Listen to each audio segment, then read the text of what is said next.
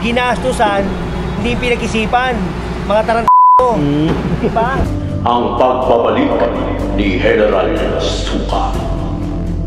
Mga kayon, ito yung latest update dito sa Barangay 313. Itong barangay na kontrobersyal na pinatayo sa Bangketa mismo. Kasi syempre kasama natin General Sukat para magbigay ng info at balita tungkol dito. Magandang tanghali na. Yun, Jen. Tanghali. Ano ba to, Jen? July 11. July 11, 2025. 2025, ha? Hindi mo pa alam, ha? Hindi, kanina pa ako papagod na ako. Kanina nakabalik na to. Kanina pa kaming maga rito, ha? Ito kasi, illegal structure. Diba? Ginastusan, hindi pinag-isipan. Mga tarantado. Diba? Ayan, kita mo, sinayang nila pera ng taong bayan. Yes, correct. Diba? Ngayon, hinigiba na, 19 million to. 19? Grabe, diba? Tingnan mo, eto eskwelahan. Hindi ba sila naaawa dyan sa dami ng tao dyan, sa dami ng estudyante? Kasi yung hangin, nahaharang. Tatakpan. Tingnan mo naman, puro mga ventilation lang, tingnan mo, di ba? Public Tapos, naharang pa nila yung pangalan ng eskwelahan. Yun. Di ba? Kaya yung nag-isip nito, di ko alam kung tarantado o bobo. Di ba? Tanong nakakuha kayo ng permit dyan, Jen? Walang permit yan. Malamang kasi nakapatong sa Bangketa Yung paisa. Diba, tinayo nila, walang permit.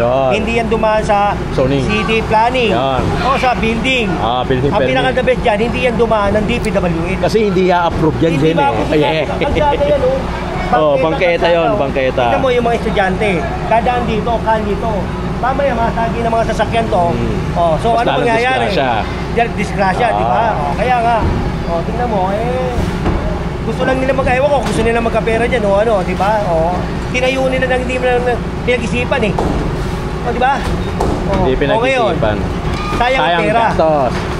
Pero sa kapakanan ng mga estudyante, sayang lang yung perang pinapatayo. Correct. Ito, lalabas na si General Suka. Yun!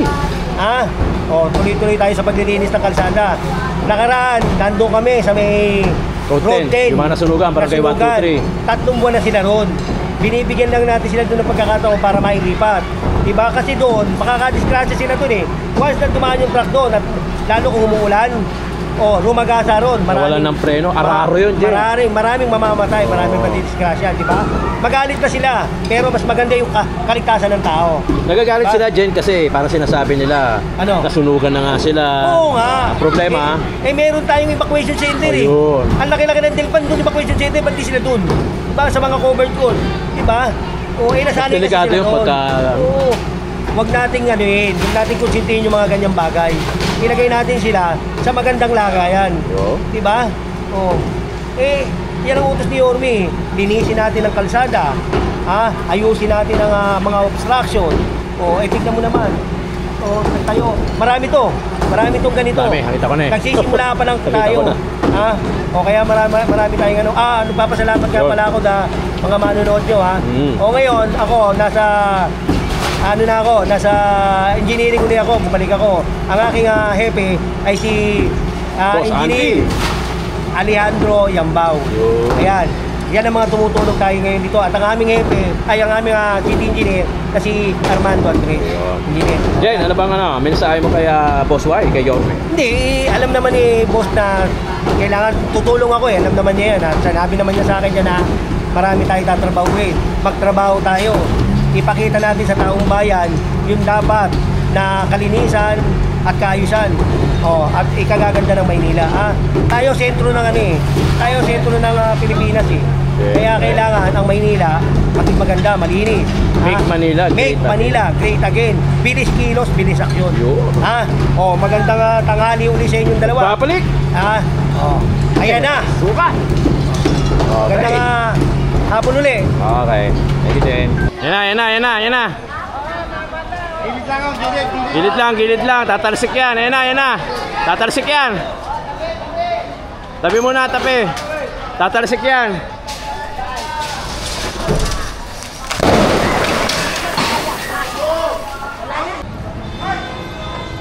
Laki no? Ang laki ng bumaksak na yun.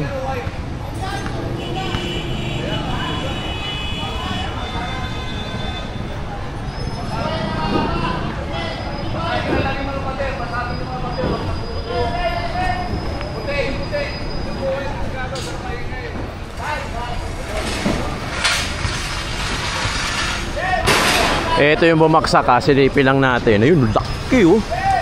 Slab yan. Slab.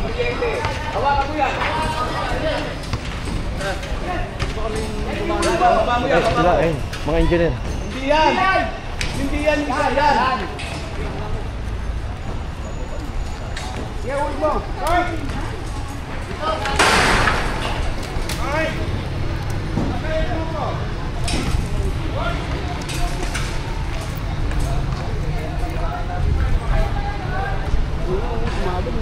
Hindi, may ano eh. Tubig. Oh, yung metal paring ata saka ano, mineral water. Kaya parang ang lakas nung dating. Alam mo talaga sumabog. Flat eh, no? Ang laki ba naman, isang buong ano, slab. Slab, no?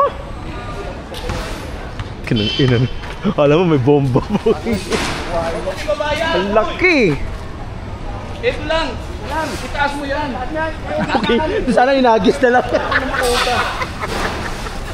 Easy, easy. Ano ba pinakain nyo dito kay Wancho? Wala nga eh. Wala, ayun, kaya pala eh. Utay maklase yun. Paano pa pag may inain ka, no? Nakababa yun, ito mo isasaksak. Ito sana inagis na lang lahat, no? Oh, awate mo yung sarili mo. Baka mamaya, pagbaba yan. Tulad pa naman ako. Tabunuta mo. Pupuruting ko yan. Takiyak sa uga doon. Ito yung nandun ko sa taas. May ano eh. Hindi yung ginagano pa lang nila. Nakaganon ako. Lakas yung uga mo. Sabi ko, putang na lumilin doon. Kala mo ganun lang yun, pero lakas Sabi hindi, yun. boss. Yun, oo. Puta. Ay, alam mo, ginawa ko, bumaba ako. Nakita pa ako yan, makulap. Hindi naman magkukulap siyan, pero nakakatakot yun, puta. Kala mo talaga lumilindol yun, no? Oh, yun yung agis yan, Sabi ko, boss, hindi tayo pwede magbubuo. Durugin na lang. Kaya sabi siya, durugin niya. Pababa, no? Yun ang sinabi ni boss. Masyado kasing ano yan eh. Masyadong kakalat din yan pag bumaksak sa ilalim. Kaya talagang dudurugin na lang from the top to. Yun nga lang, it takes time yan. Yan, yung mga ganyan-ganyan yan, no?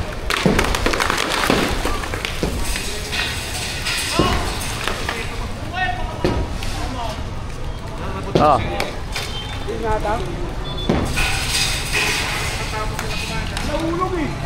Oh, yun yung sinabi ni Boss Bulanon na hindi pa pwede yung ganun slab. Hindi pwede yung ganun slab.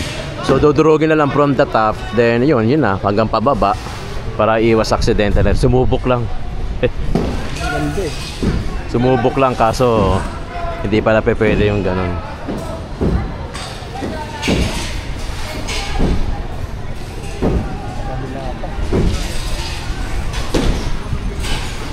Oh, ito yung ano yun yung nalaglag yung ganun kalaki. Pero ang sinabi ni Boss Engineer Bulanon, dudurugin na lang from the top. Hindi na pwede hilahin ng ganun kasi medyo delikado eh.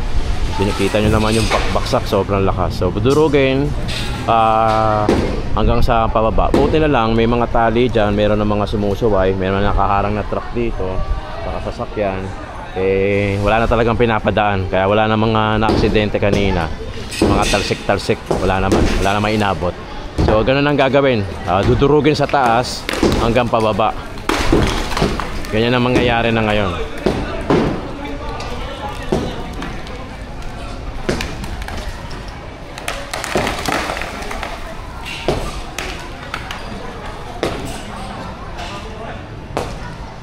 Tagal naman yung ano? Diyan pala si Sini.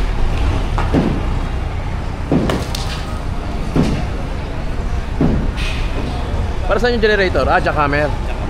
Para medyo mabilis-bilis. So, binuksan na yung generator para doon sa jackhammer.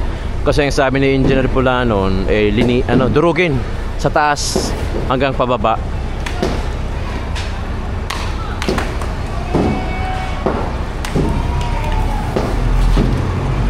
Binuksan na yung generator natin kasi nakasaksak na yun yung kulay puti na wire. Gagamitan na ng jackhammer kasi hindi na pwede ganun ibabaksak ng buo. Mas delikado. So sabi ni Engineer Bulano sa kanin City Engineer Andres, durugin na lang from the top pababa. Ayun na lang ang gagawin para at least dudurugin na lang Durugin na lang daw para safe kasi nga mahirap eh. Although it takes time yan Medyo matagal yon pero ganun pa man at least safe, di ba? O yun na ang bago inutos, hindi na buo-buo.